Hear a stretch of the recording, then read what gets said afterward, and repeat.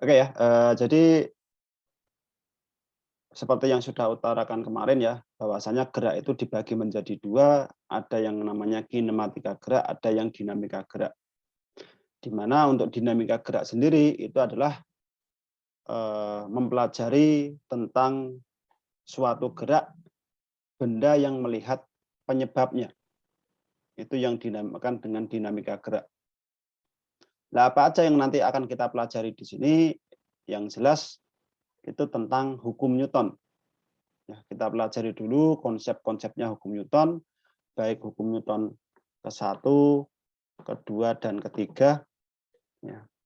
Terus baru nanti kita aplikasikan pada berbagai jenis gerak. Ada yang gerak pada bidang datar, ada gerak pada bidang miring, maupun ada benda yang digantung. Nah, nanti seperti apa kita mencari nilai percepatannya maupun nilai tegangan talinya. Seperti itu.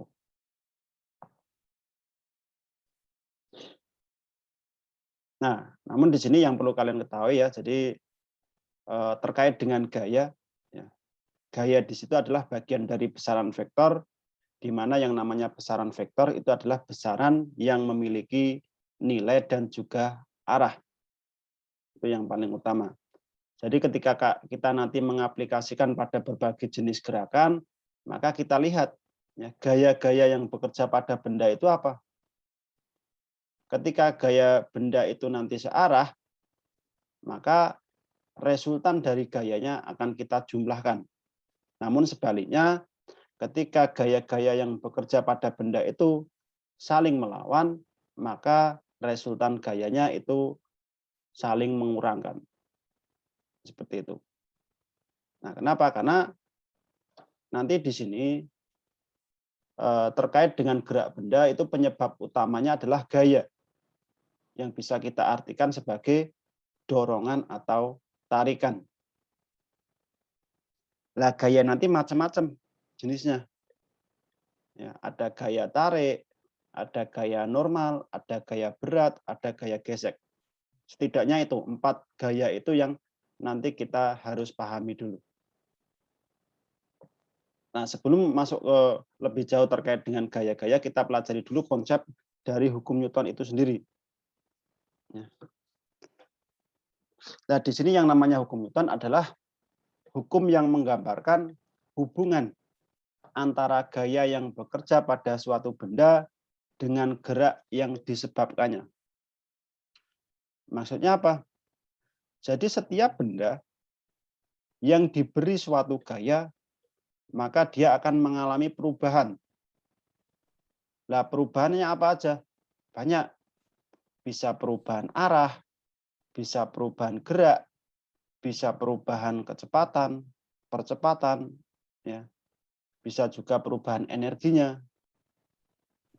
dan sebagainya. Masih banyak lagi, tergantung dilihat dari bagian mananya.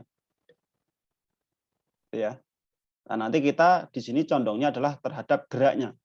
Kalau bergerak berarti melihat berapakah nilai percepatan geraknya. Apakah dipercepat atau diperlambat. Seperti itu.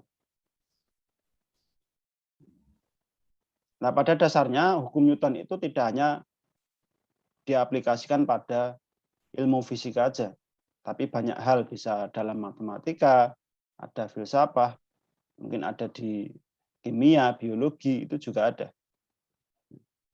Karena berkaitan dengan gerak.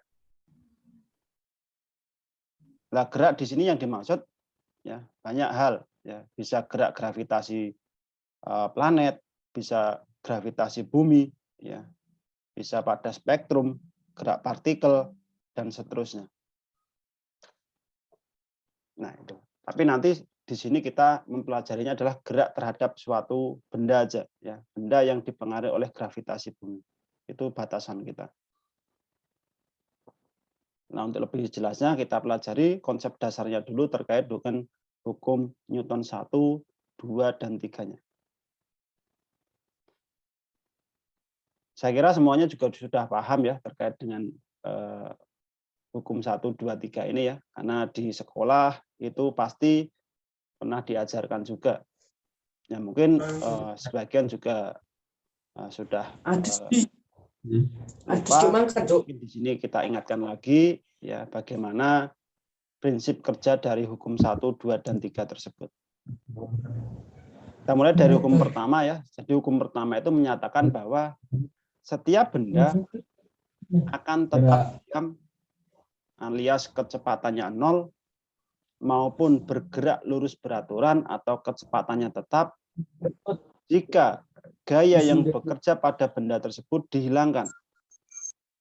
Ya.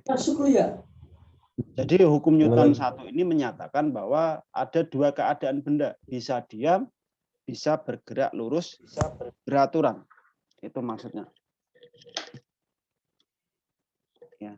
Apabila apa? Apabila sigma F yang bekerja pada benda itu sama dengan 0. Seperti itu. Nah, kalau yang namanya kecepatan bendanya ini diam, ya. Kalau bendanya diam berarti kecepatannya itu sama dengan 0. Begitu juga dengan percepatan. Percepatannya juga sama dengan 0. Nah, untuk GLB apa? GLB kemarin kita pelajari bahwasanya GLB itu adalah gerak pada lintasan lurus dengan kecepatannya apa? V-nya konstan. V-nya tetap. Kalau V-nya tetap berarti A-nya juga 0. Nah, jadi ini prinsipnya adalah ini. Ya. Nilai percepatannya ini yang 0. Itu menyebabkan bahwa dia sigma F itu sama dengan 0. Atau dulu waktu di sekolah, hukum Newton 1 ini juga disebut dengan hukum namanya hukum kelembaman. Mungkin ada yang tahu arti dari kelembaman? Lembam. Bukan lebam ya, tapi lembam. Apa itu? Lembam itu ya terkait dengan massa benda. Maksudnya apa? Jadi kelembaman itu adalah kemampuan suatu benda untuk mempertahankan posisinya, ya, untuk mempertahankan posisinya.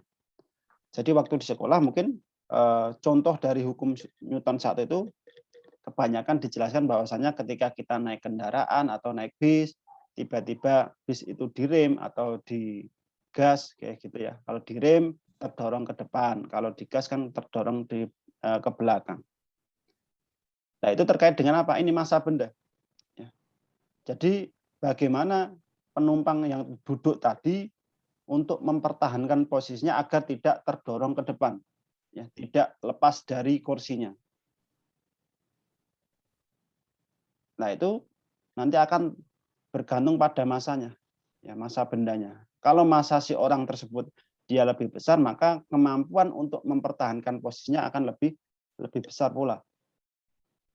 Namun ketika massanya ringan, misalkan di sebelah orang tersebut misalkan ada kotak atau apa kayak gitu, maka ketika direm maka kotaknya akan terpental atau jatuh. Jadi itu kaitannya dengan hukum kelembaman. Jadi kemampuan untuk mempertahankan posisi bendanya, posisi duduknya. Itu ya. Jadi sigma F sama dengan 0. Sigma F itu apa? Sigma F ini yang disebut dengan resultan gaya. Ya, resultan gaya. Maksudnya apa? Ketika gayanya searah ya berarti dijumlahkan, ketika gayanya berlawanan berarti dikurangkan. Seperti itu.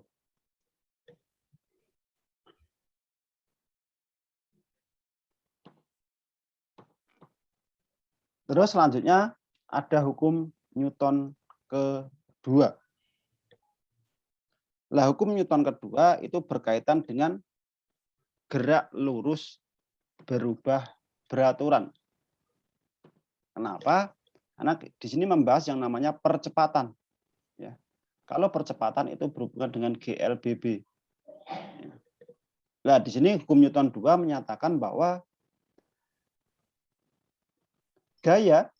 percepatan yang dihasilkan dari suatu benda itu sebanding dengan besarnya resultan gaya yang bekerja pada benda dan berbanding terbalik dengan massa benda.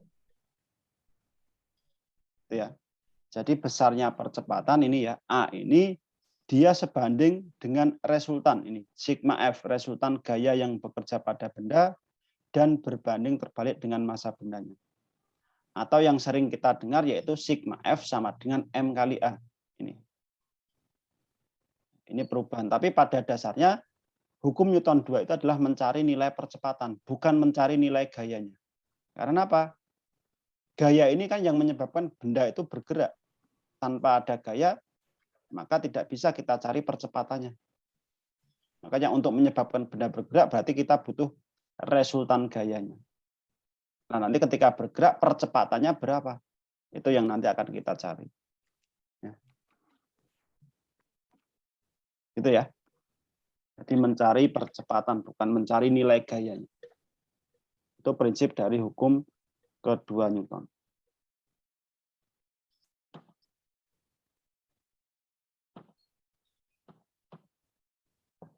Terus yang selanjutnya ada hukum ketiga Newton, yaitu yang sering dikenal dengan hukum aksi-reaksi. Maksudnya apa? Jika suatu benda memberikan gaya terhadap benda lain, maka benda lain tersebut akan memberikan gaya yang besarnya sama, tapi arahnya berlawanan. Ya, jadi besarnya sama tapi arahnya berlawanan. Makanya di sini kita tuliskan F aksi ya sama dengan ini ada minus. Minus itu menunjukkan arahnya berlawanan. F reaksi. Jadi F-nya nilainya sama tapi arahnya yang berbeda. Nah, nanti di sini diterapkan pada apa? Di sini diterapkan pada benda. Ya. Jadi ketika benda yang diletakkan di atas bidang atau lantai atau meja, maka benda tersebut sudah memiliki yang namanya gaya aksi dan reaksi. Seperti apa? Jadi ketika benda ini diletakkan, maka benda ini akan menekan lantai. Ya, menekan itu berarti arahnya ke bawah. Itu sebagai gaya aksi yang ditimbulkan sebagai gaya berat V. Ya, gaya berat. Nah, sebaliknya nanti di sini lantai atau meja, papan meja itu akan memberikan gaya reaksinya yang arahnya berlawanan, yang nilainya sama. Maka dalam benda di sini nanti dikatakan sebagai gaya normal. Ya, N. Ya. Nah, ini namanya gaya aksi dan reaksi. Apakah hanya ini aja? Tidak. Nanti ketika ada misalkan gaya tarik atau gaya dorong yang arahnya ke kanan, maka akan ada gaya yang melawan gaya tarik atau gaya dorong ketika bidangnya ini kasar, yang dikenal dengan gaya gesek. Saling melawan antara gaya tarik dengan gaya gesek. Nah, 4 gaya ini yang nantinya akan kita jabarkan setiap kita menemukan benda yang diletakkan di atas bidang. Ya, untuk menentukan berapakah nilai percepatan bendanya. Seperti itu. Itu ya. Nah, untuk satuan gaya, ya satuan gaya yang kita kenal adalah Newton. Ya, ini satuan SI. Ya, itu diperoleh dari siapa? Perkalian antara massa dengan percepatan. Massa satuannya kilo, sedangkan percepatan satuannya meter per sekon kuadrat. Ya, atau kita sering mengenal namanya Newton. Itu satuan SI. Tapi kalau di buku-buku boleh biasanya ada yang menyebutkan satuannya din. Ya. Dine. Itu juga sama satuan dari gaya. Tapi ini satuannya bukan SI tapi CGS. Tapi nanti yang dipakai yang mana? Yang Newton. Ya. Umumnya kita pakai yang Newton aja. Ya, yang satuan SI. Oke, saya kira itu untuk penjelasan konsepnya dulu terkait dengan baik hukum Newton 1, 2, dan 3. Ada pertanyaan dulu? Silakan.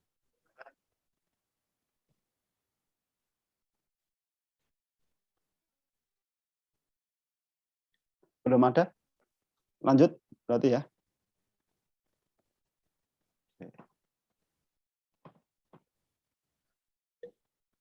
Nah, sekarang kita masuk ke jenis gayanya dulu. Nah, untuk jenis gayanya di sini dibedakan menjadi dua, ada gaya interaksi sama gaya kontak. Nah, bedanya apa antara keduanya tersebut? Kalau yang namanya interaksi itu tidak perlu saling bersentuhan. Ya. Tapi kalau gaya kontak itu harus, ya, harus bersentuhan atau saling istilahnya bergesekan. Ya. Itu namanya gaya kontak. Nah, kita pelajari satu persatu, ya, karena seperti yang saya utarakan tadi, ketika kita mempelajari benda yang diletakkan pada bidang, maka ada beberapa macam gaya yang bisa kita uraikan dari benda tersebut. Nah, kita mulai ya. Jadi gaya interaksi, jadi gaya yang timbul pada suatu benda, pada benda lain walaupun dia tidak bersentuhan atau letaknya saling berjauhan. Nah, di sini nanti yang terdapat pada benda yang akan kita pelajari itu hanya pada gaya gravitasi. Yang ditimbulkan biasanya adalah gayanya namanya gaya berat W. Rumusnya adalah M kali G, massa dikalikan gravitasi. Itu ya. Nah, perlu kalian ingat bahwasanya gaya gravitasi ini arahnya selalu ke bawah, menuju pusat bumi. Jadi nanti tergantung dari bidangnya. Kalau bidangnya itu datar seperti ini, maka arahnya dia ke bawah. Tapi kalau nanti bidangnya miring, bagaimana? Ya tetap dia ke bawah. Cuma nanti kalau seperti ini nanti harus kita uraikan juga, ya, yang melawan gaya normal sama yang sejajar dengan bidang. Nah, umumnya yang melawan gaya normal, karena ini pasti ya, karena menyentuh bidang berarti ada gaya normal. Yang melawan gaya normal biasanya pakainya W cos sudutnya. Sedangkan untuk yang di sini, yang sejajar dengan bidang itu W sin theta. Gitu.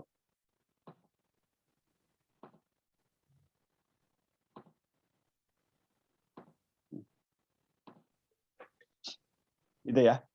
Jadi selalu jangan dibolak-balik. Jadi yang melawan gaya normal ada W cos theta, yang sejajar dengan bidang itu ada W sin theta. Nah, untuk jenis gaya interaksi yang lain mungkin ada gaya listrik, gaya magnet, ya. Itu yang sering muncul biasanya. Karena tanpa harus dia bergesekan. Gitu ya.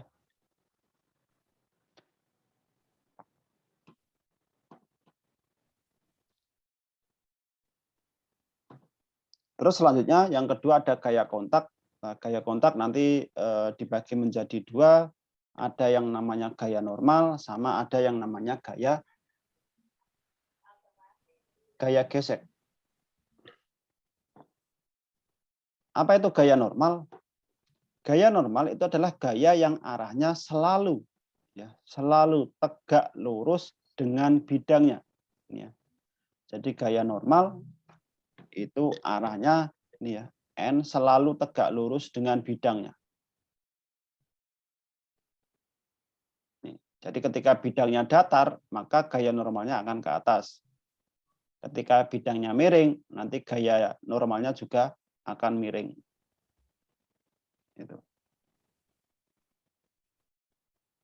Nah, kalau beban gantung bagaimana? Kalau seperti ini, tanpa menyentuh bidang, ya misalkan bidangnya di sini. Kalau seperti ini, gaya normalnya berapa? Gaya normalnya 0. Ya. Karena gaya normal itu harus tegak lurus dengan bidang dan syaratnya harus menyentuh bidang. Ya, syaratnya menyentuh bidang. Kalau dia tidak menyentuh bidang berarti gaya normalnya 0. Lah yang terjadi bukan gaya normal, biasanya namanya adalah tegangan tali. Ya, kalau misalkan ini adalah lift gitu ya, saya gambarkan aja di sini ya.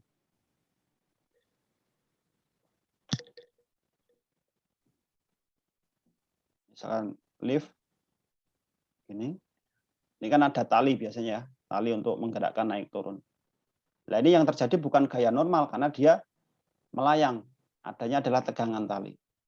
Nah cuma ketika nanti lift ini diisi, ya ada orang, ada barang, gitu ya. Nah semuanya di sini kan tidak menyentuh, pasti menyentuh yang namanya bidang lantainya.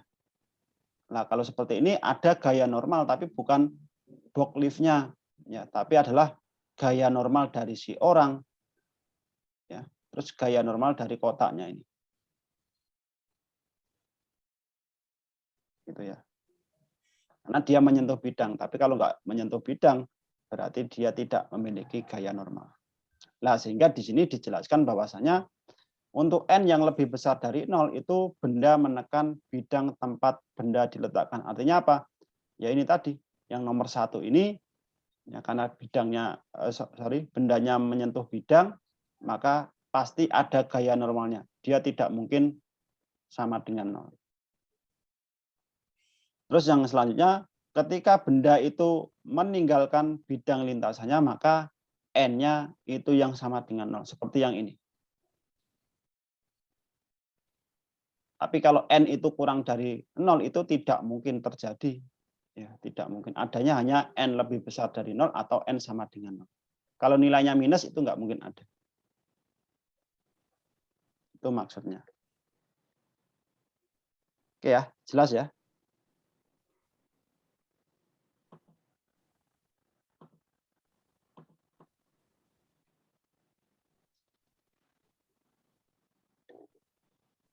Nah, tadi kita mempelajari hanya satu bidang ya. Kalau satu bidang itu mudah aja. Ya, jadi besarnya gaya normal itu nanti akan sama dengan besarnya gaya berat. Ya. Jadi seperti ini. Kalau hanya satu, berarti kan hanya ada gaya berat W dan hanya ada gaya ke atas gaya normal. Nah, berdasarkan hukum Newton pertama, sigma F sama dengan 0, maka di sini kan berarti yang searah itu dijumlahkan, yang berlawanan mengurangkan. Berarti ke atas itu positif, ke bawah negatif. Berarti yang ke atas dulu N min W itu akan sama dengan 0. Maka nilai N itu sama dengan W, sama dengan M kalikan G. Tuh. Nah, sekarang kalau ada dua buah benda bagaimana yang diletakkan di atas lantai? Ya kita analisis satu persatu. Dari M1, ya M1 berarti nanti di sini ada gaya beratnya juga, berarti di sini ada M2. Ini ada W2. Terus nanti di sini ada gaya normal N2. Ya. Nanti baru kita analisis yang M1 berarti sama, di sini ada W1, di sini ada N1. Ya, N1. Ya kita analisis satu persatu. Kalau kita hanya meninjaunya M1 berarti gaya yang terdapat pada M1 itu hanya gaya N1 sama W1 aja. Ya, kalau kita meninjaunya M1, makanya di sini N1 sama dengan W1, ya, yaitu M1 kalikan G. Gitu. Tapi kalau meninjaunya adalah N2, berarti pada N2 itu apa? Ini ada W2, selain itu juga benda 2 ini kan dia menahan beratnya benda 1. Ya, karena ditumpuk berarti menahan beratnya benda 1, itu berarti ada W2. Maka N2 itu nanti sama dengan apa? W1 ditambahkan dengan W2. Nah ini. Jadi akan membentuk W1 ditambah W2. Yaitu M1 tambah M2 dikalikan G, itu sama aja. Ya. Nah, ini. Kalau G-nya berarti 9,8. Oke, ya untuk gravitasinya nanti di sini kita buat mudah aja, nggak usah 9,8. Kita 10 aja ya. Ya lebih mudah. Kalau 9,8 nanti kalian harus ngitung, misalkan 15 kali 9,8. Itu kan harus coret-coret dulu. Tapi kalau kita gunakan 10 kan alangkah baiknya seperti itu. Kita nggak usah dibuat susah. Meskipun nilai gravitasi itu kan umumnya itu kan 9,8. 9,8. Ya, betul. Kita buat 10 aja Iya, ya. makasih Pak. Oke, siap. Oke, seperti itu untuk penjelasan untuk gaya normalnya baik satu benda maupun dua benda.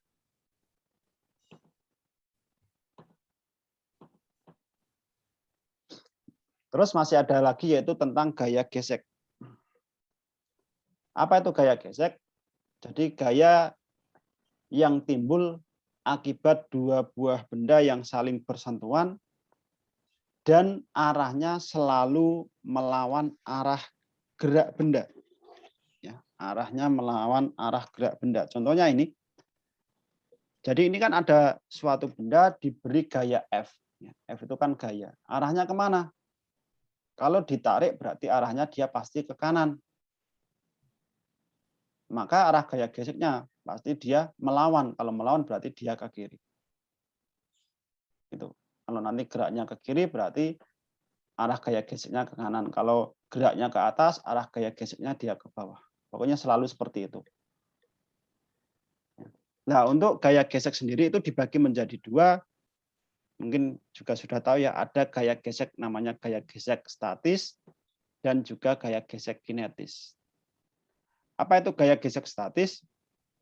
Gaya gesek statis itu adalah gaya gesek yang terjadi pada benda yang masih dalam kondisi diam. Ya, kalau diam itu berarti percepatannya berapa? Percepatannya pasti 0 karena ini prinsip hukum Newton pertama. Ya, A sama dengan 0. Seperti itu. Nah, di sini untuk gaya gesek sendiri rumusnya apa? Gaya gesek itu adalah perkalian antara koefisien gesek dikalikan dengan gaya normalnya. Kalau gaya gesek statis, berarti koefisien gesek statis dikalikan dengan gaya normalnya. Tapi di sini perlu ingat, ya, untuk gaya gesek statis itu tandanya di sini kurang dari sama dengan. Artinya apa? Di sini bisa dilihat, ketika gaya gesek itu kurang dari mu s kali n, maka bendanya masih dikatakan diam. Ya, benar-benar diam, tidak bergerak sama sekali. Tapi ketika mu s itu kok sama dengan, fs itu sama dengan mu s kali n, maka benda itu dikatakan akan bergerak.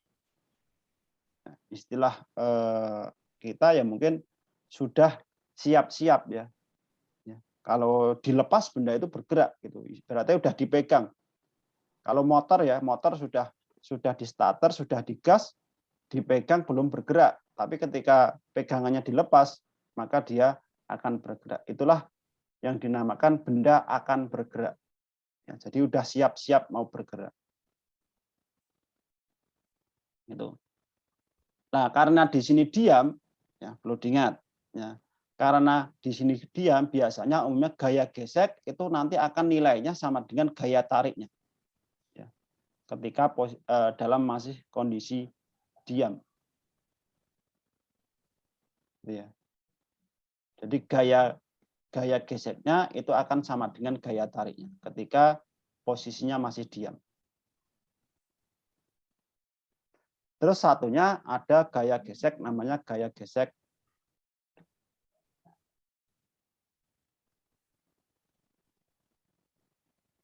kinetis. Kita lihat. Apa itu gaya gesek kinetis? Berarti kalau gaya gesek kinetis itu adalah gaya gesek yang terjadi pada benda yang sudah bergerak.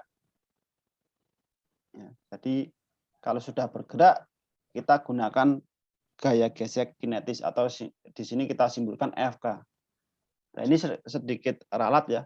Di sini bukan kurang dari sama dengan, tapi kita gunakan sama dengan. Ya, bukan kurang dari. Nah, jadi FK sama dengan mu K kali N. Nah, mu K apa? Di sini juga sedikit ralat, ini kinetik. Ya, ini juga sama. Ini kinetik. Nah, belum direvisi. Sorry. Oke, seperti itu ya.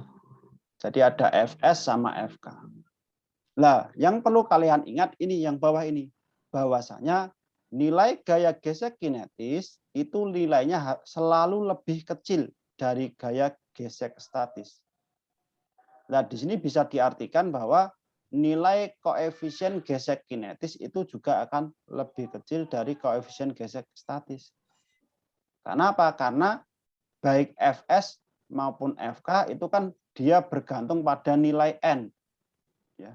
Kalau n itu kan nilainya sama untuk setiap benda. Tinggal berarti di sini ada mu s, di sini ada mu k. Ya, kalau ini itu lebih kecil, ya lebih besar ya daripada Fk, berarti ini juga sama, harus lebih besar. Gitu ya. Tuh. Nah, pokoknya nanti tinggal dipahami aja. Kalau diam pakai Fs, kalau bergerak pakai Fk. Seperti itu.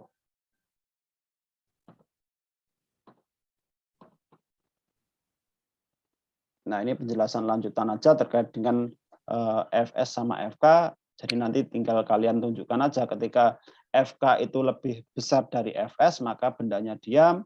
Fk sama dengan Fs itu bendanya akan bergerak, sedangkan Fk kurang dari Fs, maka bendanya itu dikatakan sudah bergerak. Nah, terus di sini ada tambahan terkait dengan sifat-sifat gesekan, terutama pada gesekan benda gantung. Ya. Kalau benda gantung, biasanya gesekannya yang terjadi sama apa? Kalau bendanya gantung. Katrol, Pak. Katrol. Oke, bisa katrol. Tapi paling umum itu biasanya apa? Udara. Udara, Pak. Iya, udara itu paling banyak. Ketika kita naik motor, ya itu juga sama. Itu juga hambatan utama kan udara. Jadi seperti pembalap-pembalap itu ya bagaimana biar lajunya kencang itu ya menghindari gesekan udara. Makanya kebanyakan kalau yang sering nonton MotoGP itu biasanya kenapa kok nggak minggir di sebelah kanannya, kan jalannya kan masih longgar. Gitu. Kan jalannya kan lebar. Kenapa harus di belakangnya kayak gitu? Nah, itu adalah tujuannya untuk menghilangkan gaya gesek. Ya, biar gaya geseknya dia yang terkena paling depan, paling banyak. Kalau yang paling belakang kan mungkin sudah berkurang. Nah, itu tujuannya seperti itu. Sama nanti benda gantung juga seperti itu. Namun udara nanti di sini kita nggak usah hitung ya. Kebanyakan kita abaikan. Karena pengaruhnya sangat kecil pada gerak gantung itu. Sehingga kita nggak usah hitung. Ya meskipun harusnya ya dihitung dalam fisika itu, tapi tidak usah ya, karena pengaruhnya memang sangat kecil seperti itu. Oke, saya kira seperti itu untuk penjelasan dari beberapa gaya yang bekerja pada benda. Ada pertanyaan dulu, monggo silakan.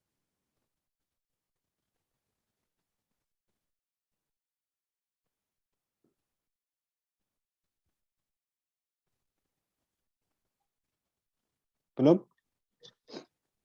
Belum, Pak. Oke, kalau belum kita lanjutkan lagi. Nah, sekarang kita coba masuk ke aplikasinya. Ya, jadi dari beberapa konsep dari hukum 1 Newton, 2 dan 3 tadi, kita coba terapkan pada bendanya yang bergerak, baik pada bidang datar, bidang miring, maupun bidang gantungnya seperti apa. Kita mulai dari yang bidang datar dulu. Kita lihat di sini.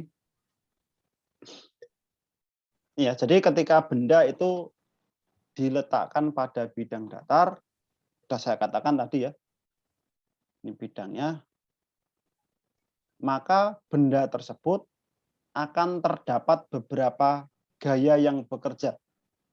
Meskipun di sini belum ditarik, ya misalkan belum ada gaya tariknya, tetap dia sudah bekerja gaya. Ada gaya apa?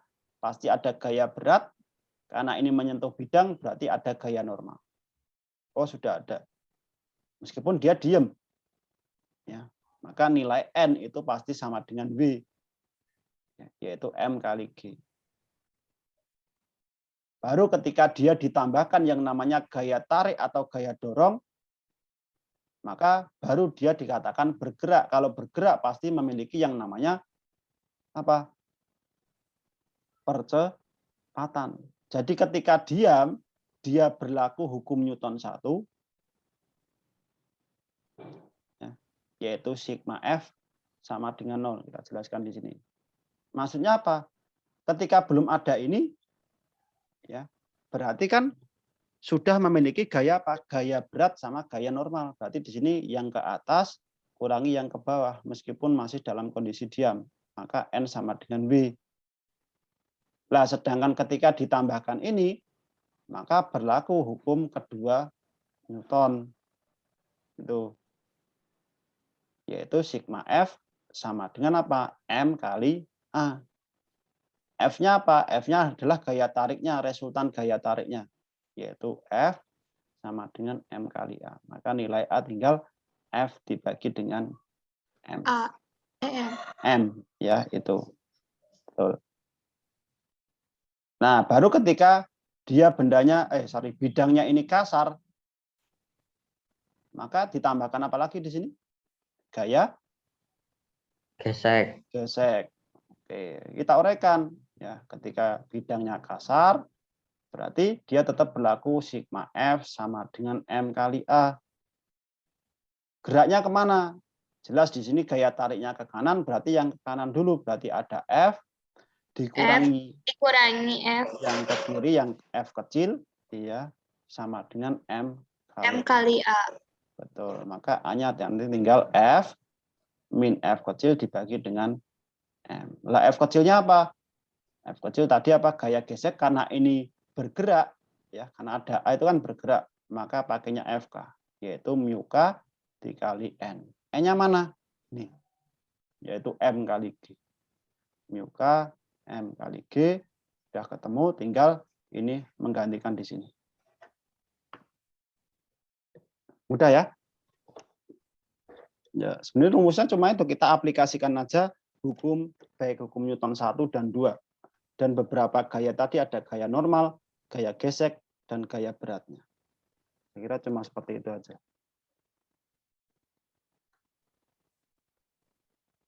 Oke. Kita lihat di sini ada apa. Oke, ini nanti penjelasannya silakan nanti bisa dipelajari, sama aja yang saya tuliskan tadi ya. Nah, ini untuk gaya gesek. Ya, jadi F min F kecil sama dengan M dikalikan A. Oke, kita masuk ke contoh soalnya sekarang. Di sini ada sebuah balok bermasa 20 kg yang diletakkan di atas lantai mendatar kasar dengan nilai koefisien geseknya 0, mu S-nya 0,6 dan mu K-nya 0,3. Kemudian balok ditarik dengan gaya sebesar F, mendatar. Artinya apa? Kalau mendatar berarti dia searah dengan bidang atau sejajar dengan bidangnya. Dengan nilai G yaitu 10 meter per sekon kuadrat. Yang ditanyakan adalah tentukan gaya gesek yang dirasakan balok dan percepatan baloknya jika gaya tariknya itu kita variasi. Yang A itu 100 Newton, yang B-nya ada 140 Newton. Nah, seperti apa perubahan gaya geseknya dan percepatannya? Yuk, kita coba selesaikan bareng-bareng di sini. Sebentar ya.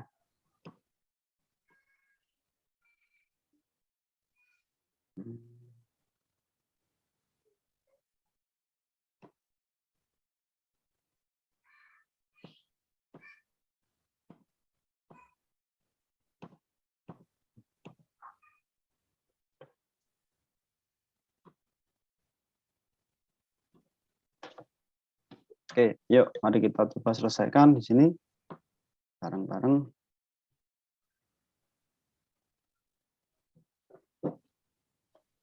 Oke, sebentar ya. Ini baterai saya mau habis, saya dulu.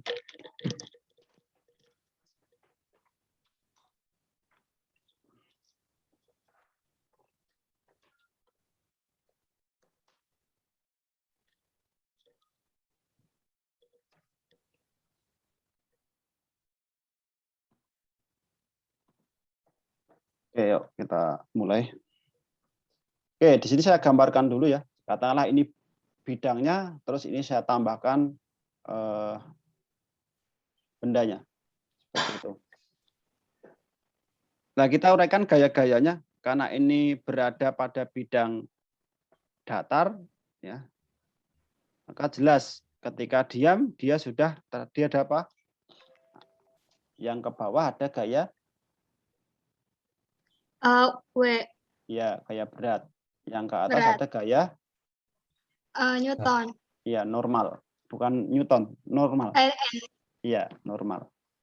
Ini normal, ini gaya berat. Itu W. Oke, betul. Nah, sekarang kita ketahui dulu di sini.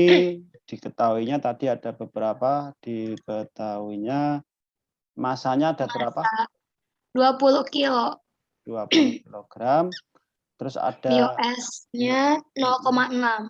0,6, Mu K 0,3.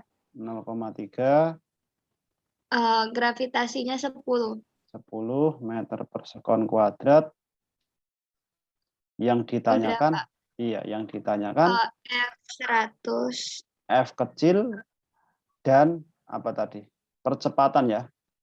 Ya, Iya. berapa? Ketika yang A tadi untuk F-nya itu ada 100 Newton, sedangkan yang B F-nya 140. 140 Newton. Oke, ya. Nah, sekarang kita analisis satu persatu. Kita mulai dari A dulu. Ya.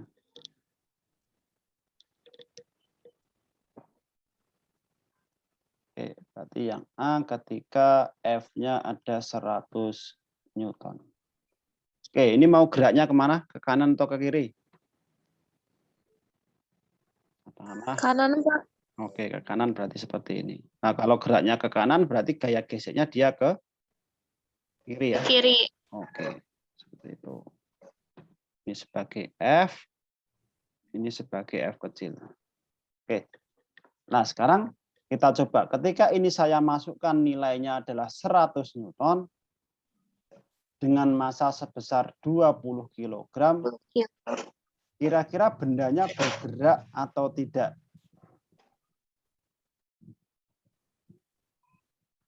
Masanya 20 kilo ditarik dengan gaya 100 Newton. Kira-kira bendanya bergerak atau tidak? Bergerak, Pak. Bergerak, Pak.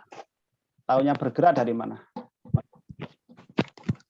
Mu S-nya lebih besar, Pak. Kalau mu S-nya lebih besar berarti Bergerak, Pak. kalau mu S itu untuk apa toh? Untuk benda bergerak atau diam? Ayo, mu S itu kan untuk benda yang ini diam. Diam. Oke, kalau yang Iya. ini kan gerak. Mu Nah, K gerak. iya, sekarang pada kondisi diam dulu kita uji gaya geseknya berapa. Ya, kita lihat ya. Dalam kondisi diam kita gunakan yang namanya FK FS. Gaya gesek statis. Lah FS itu rumusnya apa? FS Yaitu mu S. Mu S kali N. Oke, kalikan N. Oke, mu S-nya berapa? 0,6. 0,6. Sedangkan N-nya? N-nya N-nya? Nah, ini kan yang melawan N itu ada apa? W. W. W rumusnya apa? M kali Q. M kali Ketemunya berapa? M-nya itu 20. 20 dikali 200. iya, ada 200 Newton, betul. Nah, tinggal dimasukkan ke sini karena N sama dengan W. Tinggal di sini 200 Newton. Ketemunya berapa? 120. 120 Newton. Nah, sekarang kita bandingkan antara F dengan Fs. Antara F dengan Fs itu besaran siapa?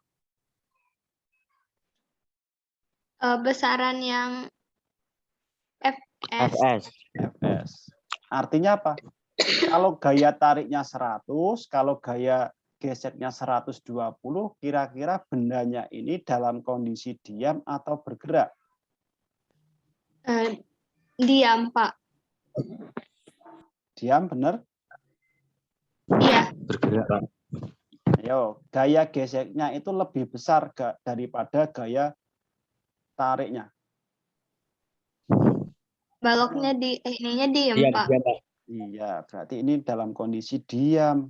Ya, bendanya diam. Kalau diam berarti nilai percepatannya berapa? 0. Oh, Betul. Nah, ini udah ketemu. Jadi nilai percepatannya 0. Nah, namun nilai gaya geseknya berapa F-nya? F-nya berarti 100. Ya, gaya geseknya itu adalah F itu sama dengan siapa? Gaya tariknya F, yaitu 100 Newton. Sudah. Nih, ketemu dua-duanya. Itu baru yang F100. Nah, sekarang kita ganti. Ketika F-nya menjadi 140 itu ketemunya berapa? Oke, yang B. F sama dengan 140 Newton. Nah, ketika 140 Newton, kira-kira bendanya bergerak atau diam? Apa? Bergerak. Dengan cara apa?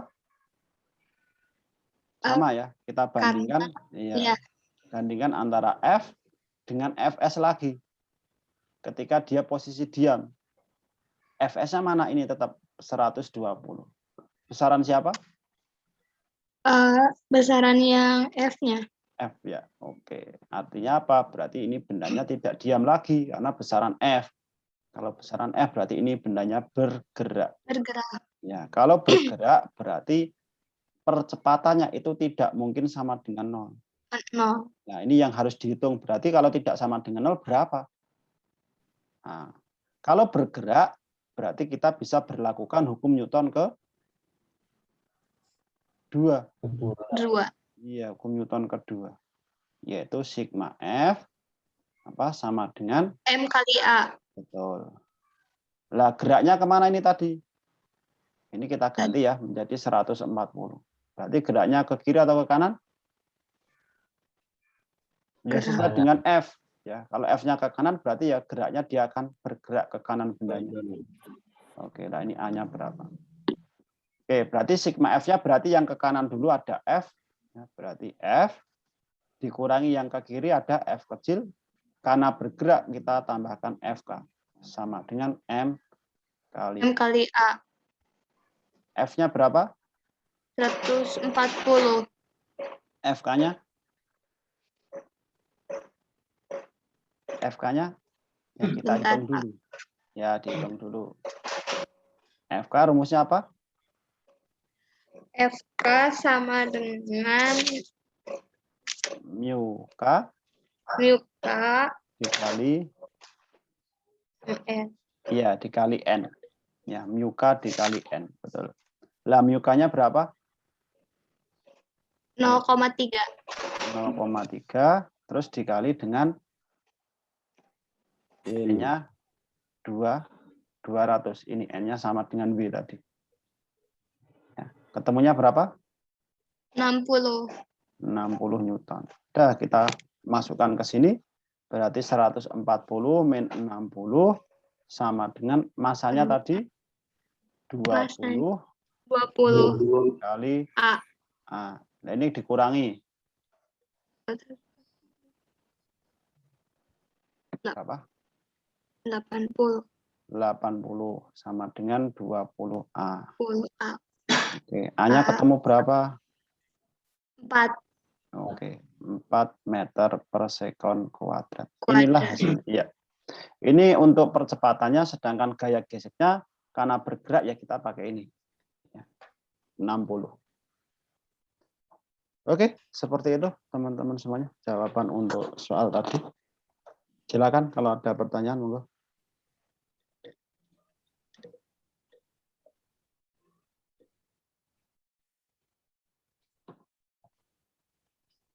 Oke.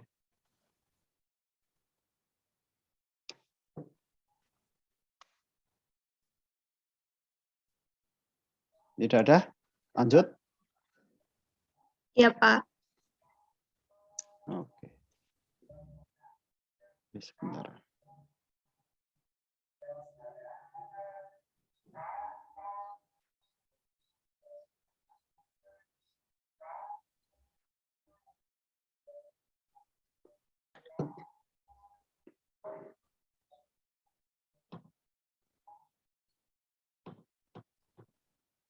Ini udah ada ya, nanti silakan yang belum paham nanti bisa diulangi lagi.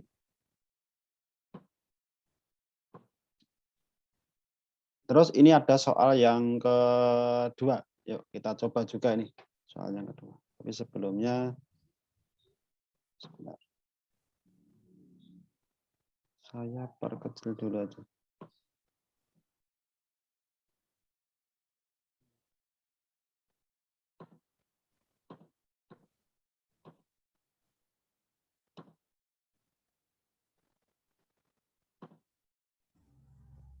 Oke, yuk mari.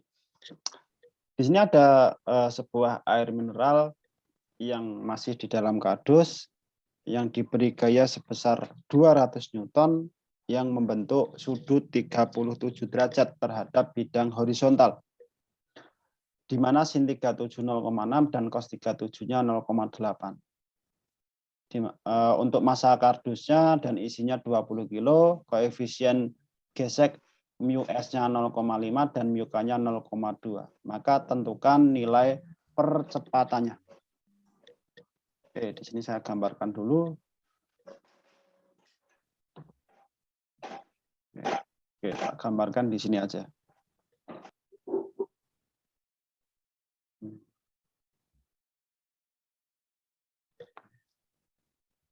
Ada bidangnya.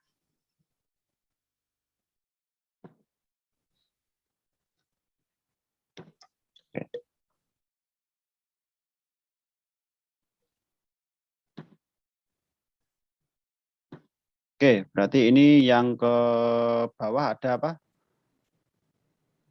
Gaya berat. Terus yang ke atas ada gaya normal. Terus, lah ini kan gayanya, gaya tariknya membentuk sudut 37 derajat terhadap bidang horizontal atau bidang datarnya ini. Berarti gayanya ke sana. Nah, seperti itu. Oke, berarti ini membentuk sudut 37 derajat. Oke, kita gambarkan. Ini 37. Oke, ini ada F, ini ada W, ini ada N. Oke, berarti kita uraikan dulu seperti biasa, karena ini F itu adalah sebuah vektor, ya, maka kita uraikan ke arah bagian sumbu X sama bagian sumbu Y. Ini ke bawah, nah, seperti ini. Berarti ini ada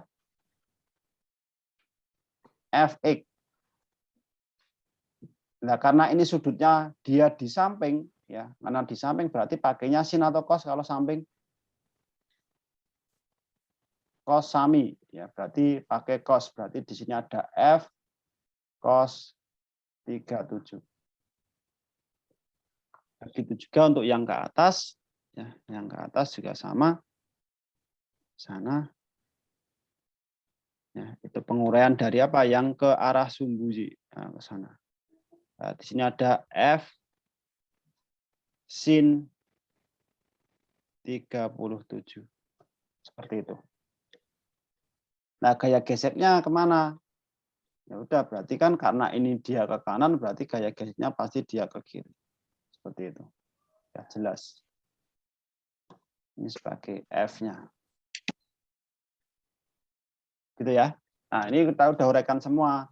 Keempat-empatnya ada F kecil, ada W, ada N. F-nya juga kita uraikan ke arah sumbu X sama sumbu Y. Nah, sekarang kita ketahui dulu di sini. Diketahuinya ada F-nya sebesar 200 Newton, ada sudutnya theta itu 37, terus ada mu S. Mu S 0,5. 0,5. Mu K-nya ada 0,2. 0,2. Oke, yang ditanyakan di situ berapakah nilai percepatan, yaitu A-nya. Betul. Nah, kalau percepatan berarti kita fokus pada hukum Newton keberapa? 2, Pak. Iya, hukum kedua Newton. Nah, tuh. Berarti apa? Sigma F itu sama dengan Sama dengan MA. M kali A. Sigma F-nya apa? Geraknya kemana dulu ini?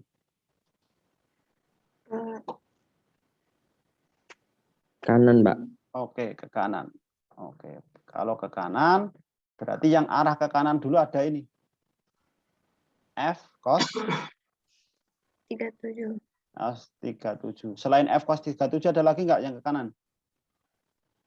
Nggak ada ya, cuma satu Nggak order. ada. Ya, terus baru yang ke kiri dikurangi dengan F kecil, ya FK sama dengan M kali A. Kali A. Oke, nah sekarang kita cari dulu FK-nya berapa. Yuk. FK, rumusnya tadi apa FK? Mu K kali N. Mu K dikalikan dengan N. Oke. Mu K-nya ada 0,2. 2. Nah, N-nya berapa?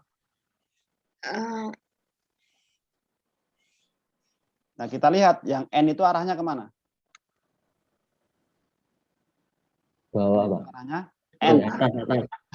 N arahnya ke N atas. ke atas. Terus selain N ada apa lagi yang ke atas? Ada itu F F sin sin 37. 37. F sin 37. Terus ada lagi yang ke bawah ada W. Pokoknya yang ke atas sama ke bawah, kalau yang ke kanan sama ke kiri gitu. Ya. Oke. Berarti berdasarkan hukum Newton ke 1, yaitu sigma F arah sumbu Z itu sama dengan 0, maka yang ke atas dulu ada N ditambah yang ke atas lagi ada F sin F sin 37 37. ya dikurangi yang W W. sama dengan 0. Nah, maka N-nya itu nanti tinggal pindah ruas semua. W-nya pindah ruas jadi plus W, ini plus pindah ruas jadi min F N sin sin 37. 37. Nah, kita hitung nilainya berapa ini. Oke. Sebentar. Yuk dihitung, ketemunya berapa? W-nya berapa? Masanya 20. Maka W-nya berapa? W itu kan M kali G. Berapa M kali G? 300, Pak. 20 kali 10. Ya, 200. Oke, langsung aja ya. Berarti ini 200 dikurangi F-nya berapa? 0,6. F dulu. F Iya, 200. 200. Oke ya, 200 dikali sin 37 berapa? 0,6. 0,6. Oke, dikalikan 0,6. Lah, ketemunya berapa? Ini 200 kali 0,6 berapa? 120, Pak. 120. 20 kurangi 120. 80. Oke, 80. Nah, di sini tinggal kalikan N-nya diganti 80. Ketemunya berapa? 16. 16 Newton. Nah, tinggal ini masukkan ke sini. Berarti F sin 37, F-nya itu berapa? 200 kalikan 0,8. 0,8 dikurangi 16. 16 sama dengan M-nya 20 ya, 20 dikali A. dikali A. Ini dikalikan berapa? 160. Oke, 160 kurangi 16 sama dengan 20A. Ini dikurangi 144. 144 sama dengan 20A. Berarti A-nya ketemu berapa? 7,2. Iya, ini 7,2 meter per sekon kuadrat. Itulah hasilnya.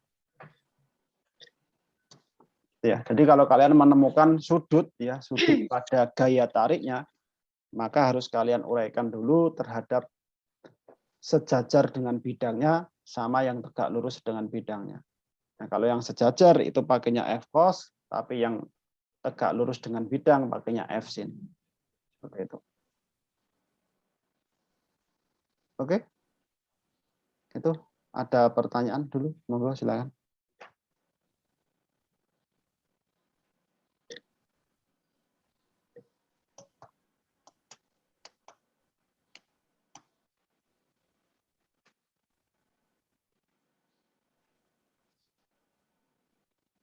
Belum? Belum ada, Pak. Oke, ya kalau belum kita lanjut lagi.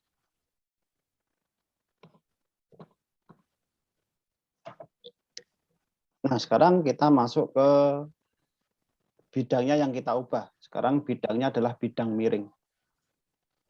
Nah, sama sebenarnya kalau bidang miring sama bidang datar, cuma di sini ada tambahan sudut aja. Kita lihat ya.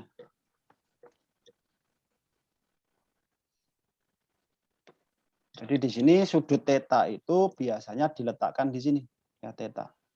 Theta itu adalah sudut kemiringan dari ini bidangnya. Nah, sama yang pertama adalah kita uraikan gaya-gayanya. Pertama adalah gaya normal, karena tegak lurus dengan bidang, maka di sini gaya normalnya miring ke atas. Nah, untuk gaya beratnya, dia ini ya, yang ke bawah dulu ini V-nya, ya, M kali G. Nah, baru kita uraikan terhadap sudut-sudutnya, biar dia ada yang melawan gaya normal dan sejajar dengan bidangnya. Seperti itu. Nah, kita lihat theta yang di sini itu akan sebanding dengan theta yang di sini. Nah, makanya yang ke arah bawah yang melawan gaya normal itu kan garisnya itu berada di samping sudut. Ya, kalau samping sudut berarti pakainya cos. Ya, maka nilainya adalah W cos theta atau MG cos theta sama aja. Ya. Sedangkan yang sejajar dengan bidang itu pakainya MG sin theta. Nah, ini selalu seperti ini. Jangan dibolak-balik. MG cos theta arahnya ke bawah, MG sin theta itu arahnya sejajar dengan bidangnya. Tapi dia ke bawah. Ya. Nah, sehingga kalau kita lihat gaya normalnya nilainya berapa? Ya kita lihat di sini gaya normal arahnya ke atas, sedangkan yang melawan gaya normal itu ada MG cos theta. Makanya di sini N-nya itu nilainya MG cos theta. Tidak lagi hanya M kali G. Ya. Kalau bidang datar, nah gitu kan, ini W, ini N. Ya. Maka N itu hanya sama dengan W, yaitu M kali G. Nah karena di sini ada sudutnya, maka jadinya MG cos theta. Nah, ini penguraian gaya beratnya sudah. Nah, terus di sini kita masukkan ya hukum Newton keduanya, yaitu sigma F sama dengan M kali A. Nah, kebetulan ini kita anggap adalah bidangnya licin dulu. Ya, bidangnya licin, artinya tanpa ada gaya gesek. Nah, kalau benda yang diletakkan pada bidang miring tanpa ada gaya gesek, maka benda akan bergerak naik atau turun. Yang pasti jelas dia akan bergerak turun, menuruni bidang miringnya.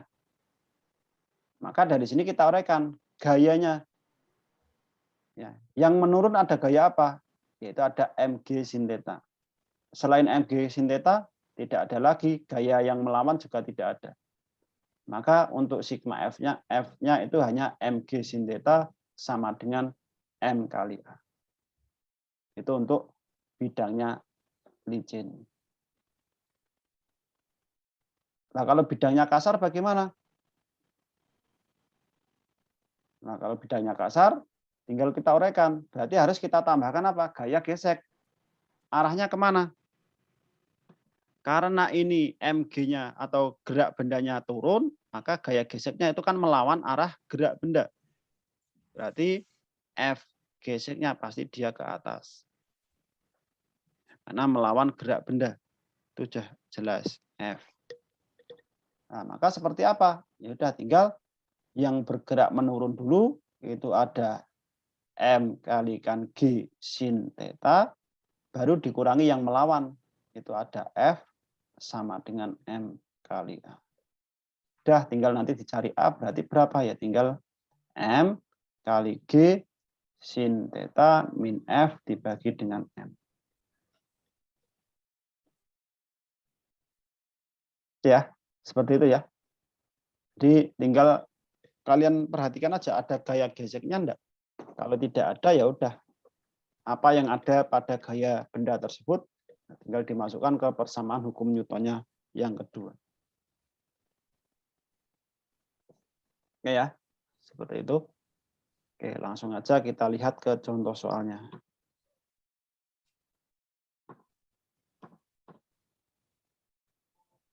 Kalau ini bidang miring, ya tadi sudah saya jelaskan, makanya di sini ya, udah ada berarti nilai mg sin theta dikurangi gaya gesek yang arahnya ke atas tadi. Sama dengan M kali A. Ini penjelasan baik untuk gaya normal, berat, sama gaya geseknya. Oke, sekarang ini kita coba selesaikan. Jam 8.29, masih 10 menit lagi. Oke, semoga aja cukup. Kita taruh sini aja, biar nggak pindah-pindah.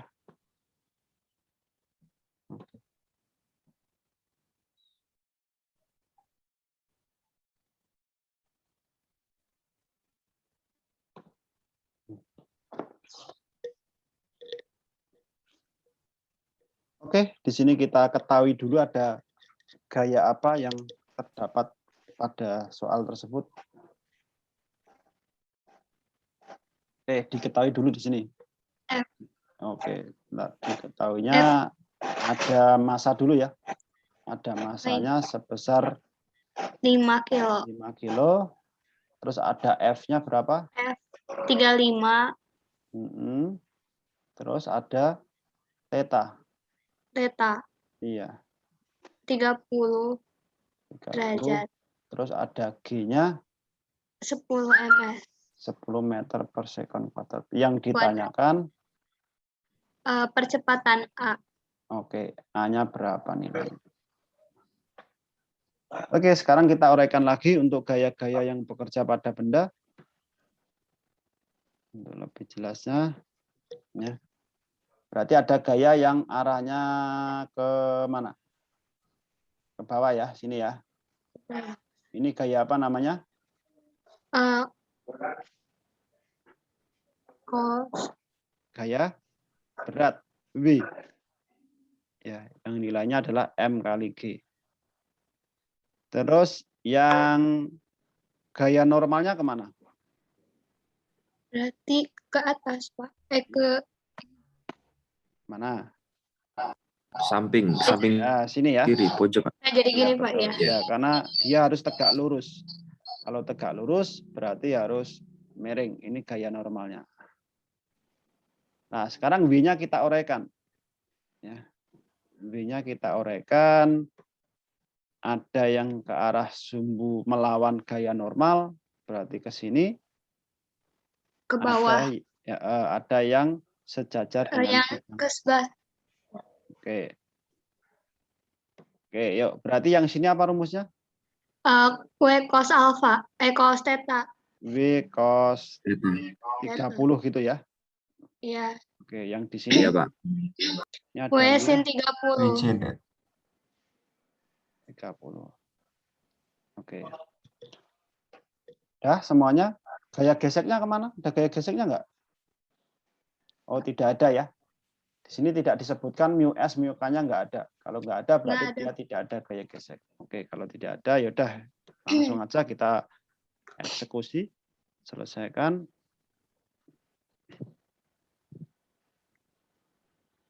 Berarti sigma F itu sama dengan M kali A. Nah, sekarang saya tanya.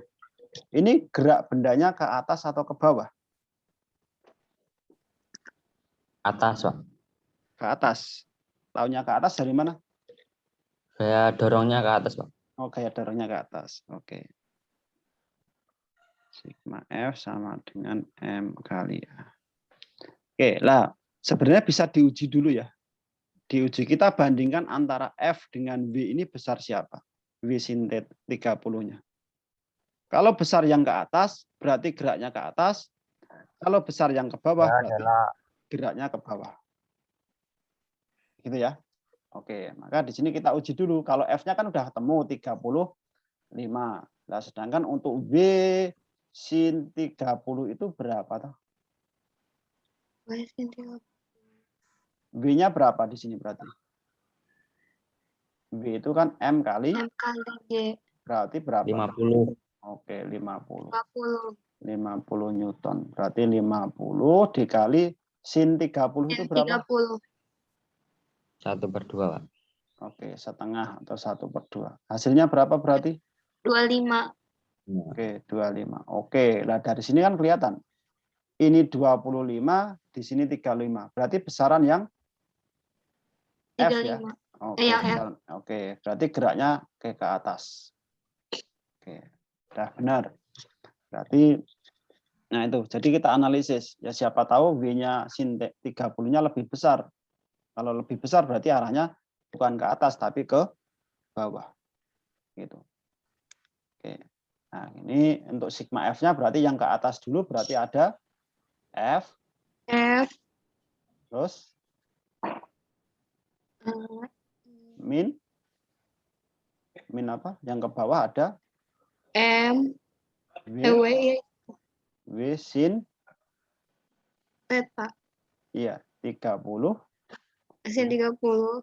sama MA. dengan iya MA. Oke, berarti F-nya tadi berapa? 35 5 35. dikurangi Sin 30 25. iya 25 udah ketemu ya ini ya. Terus Iya. sama dengan ya, M-nya 5 5 kalikan A. Nah, ini dikurangi A. berapa? 10 10. 10. Ini 5A. Berarti A-nya ketemu 2. 2 meter Dua, persegi Pak. kuadrat. Oke, betul. Nah, Ya. nah kebetulan ini kan nggak ada gaya gesek. Nah, misalkan di sini kita coba tambahkan aja gaya gesek. Ya, karena waktunya juga mepet. Kalau pindah ke soal yang lain mungkin akan memakan waktu yang lebih lama. Nah, misalkan di sini saya tambahkan, misalkan ada mu S-nya saya mu K karena bergerak mu K-nya itu saya misalkan berapa ya? Bentar, Pak, sambil mikir. Misalkan mu K-nya itu saya buat 0,2 ini cos 30 setengah. Oke, 0,2 akar 3. Ini mu K-nya saya tambahkan ini. Oke, yuk kita coba selesaikan. Semoga aja ketemu hasilnya. Yes.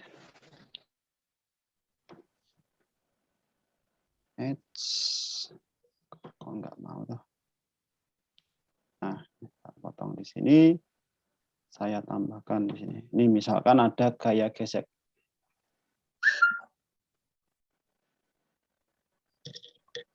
Oke, kalau ada gaya gesek, maka persamaannya berubah jadi seperti apa?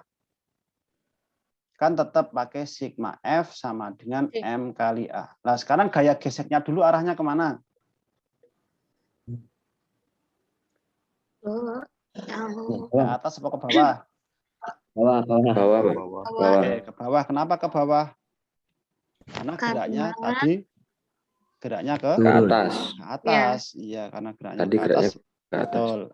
Maka di sini gaya geseknya pasti ke bawah F-nya. Oke, maka persamaannya jadi apa? Yang ke atas dulu ada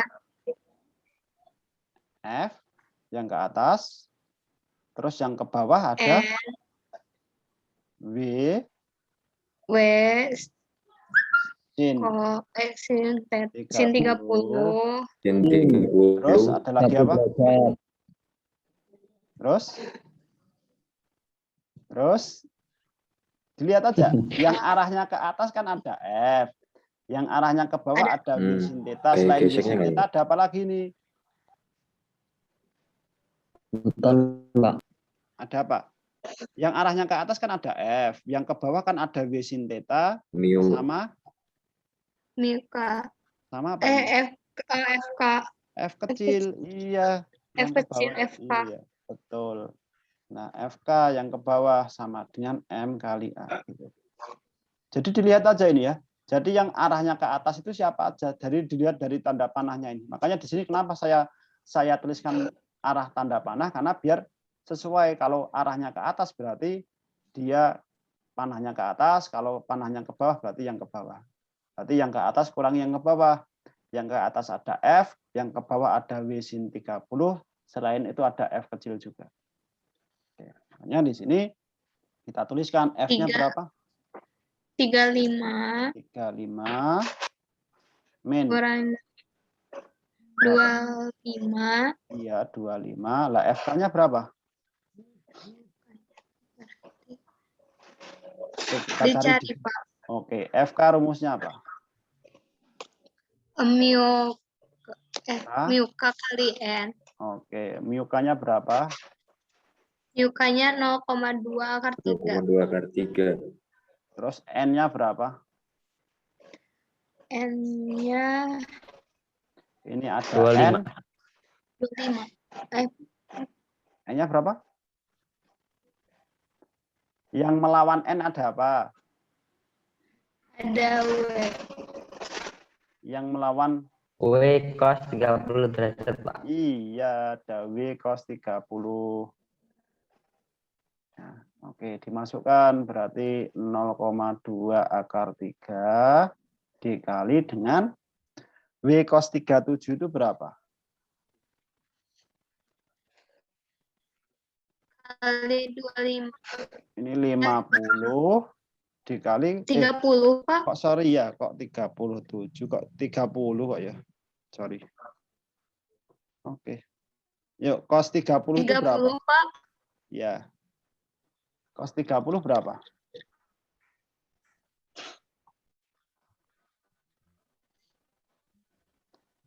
Cos 30? Deng. Berapa?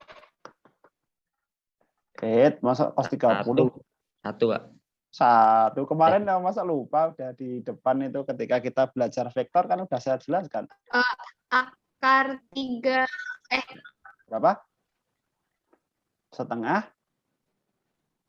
akar Akar 3/2, Pak. setengah akar 3. Ya, nanti bisa dibuka lagi di materi pertemuan kedua tentang vektornya, ya, dibuka kembali. Nah, sekarang kita sederhanakan di sini. Yang ini sama ini ketemu Iya, berapa? Pak. Siap. Cor. 0,1. Ini 0,2 dibagi 2, 0,1. Terus 0,1 kali 50 ketemunya 0,1 kali 50 ketemunya 5. 5. Oke. 5. Nah, terus akar 3 kali akar 3? 5 akar 3. 3. Oke, hasilnya berapa? 15. 15. Oke ya, ini jadi FK-nya ketemu 15, FK. Tinggal dimasukkan ke sini, berarti dikurangi lagi dengan 15 sama dengan masanya berapa? 5 ya. 5 dikali 15. 5. Oke, yuk. 2. Berapa dikurangi? Bukannya A-nya udah diketahui, Pak? A-nya mana? Beda lagi. Ini kan kita mencari A. 10. Bukan A yang ini. Kalau ini, A yang ini itu adalah A untuk yang tidak ada gaya gesek. Sekarang mencari A untuk yang ada gaya gesek. Yang ada gaya gesek. Nah, ini dikurangi berapa? Min 5. Min 5. Min 5 Min 5, Pak. sama dengan 5A. Berarti A-nya ketemu berapa? Min 1. 1. Meter per sekon. Meter per sekon kuadrat. Nah, ini ada minus. Artinya apa?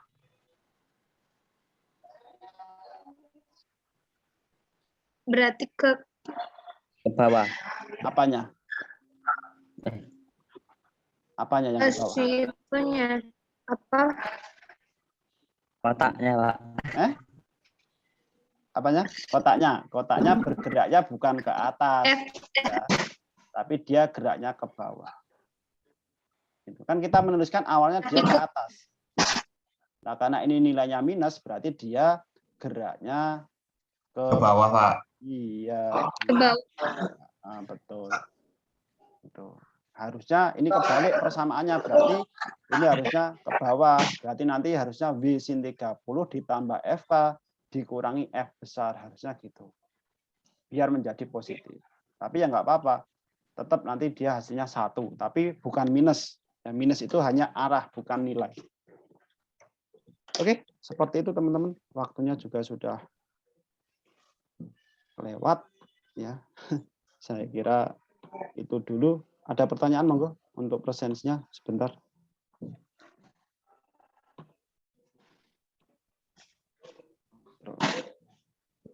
Silakan kalau masih ada pertanyaan. Boleh. Oke, itu untuk presensinya bisa diisi.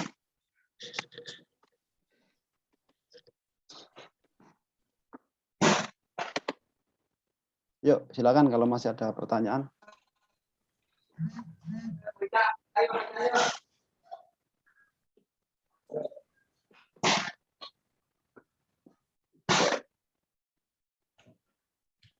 Kalau tidak ada, ya udah.